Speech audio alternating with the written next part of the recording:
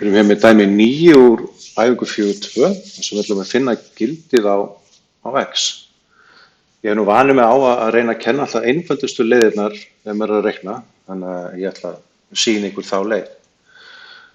Við sjáum hér að ég er með x sem deilingatölu og ég veit að ég get fært hana yfir í afturmerki en þá myndi hún breytast í margföldunartölu.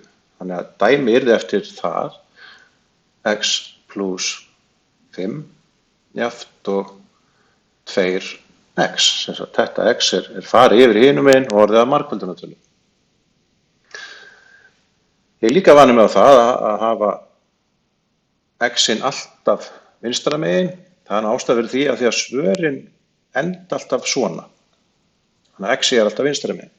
Ég ætla að halda með það. Við tökum þá þetta x verður óbreytt hérna vinstri hlið en færum þetta yfir þá fæ ég mínus 2x jafnt og þessi pluss 5 fer yfir og verður mínus 5.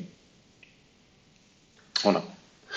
Og þá fæ ég hérna út og ég er með mínus x er jafnt og mínus 5 og þar sem ég er með mínus beggja megin